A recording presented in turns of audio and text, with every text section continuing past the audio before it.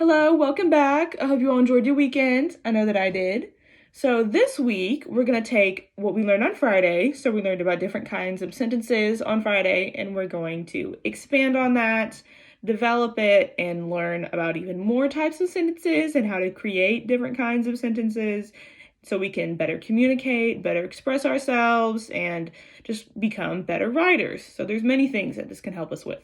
So just a little refresher, because I know it was over the weekend on Friday. So we learned about 4 different kinds of sentences. So there are declarative sentences, imperative sentences, interrogative sentences, and exclamatory. Now, there's a little bit more than that, but that's what we're going to learn a little bit later. So a little refresher, declarative, you're declaring something, making a statement, like say, my hair is brown.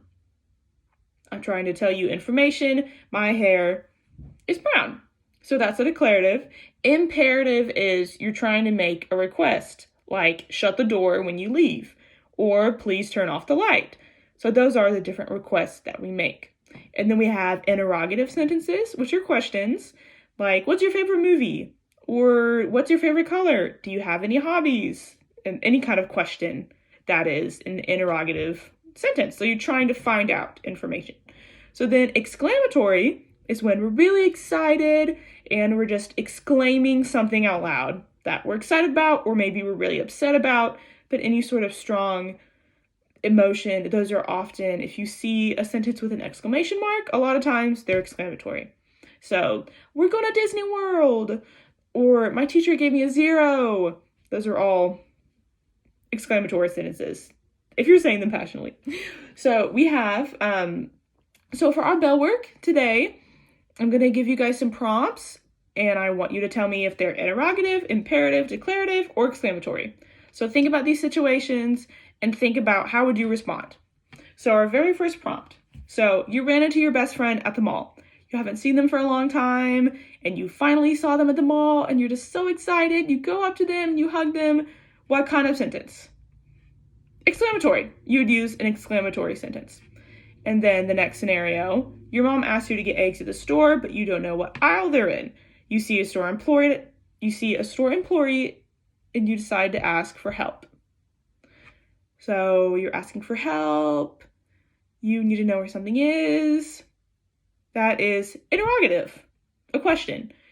Where are the eggs? Then our third scenario, you tell your dog to stop barking at the TV. Imperative, it's a request.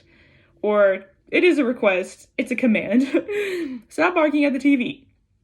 And then our fourth scenario, you just finished watching a documentary about the Titanic. It was super interesting and you can't wait to tell your friends what you learned. So you want to tell people information, you watched a really interesting documentary, you want to tell them, that's declarative in all of those situations. So good job. Now we're going to learn about simple sentences.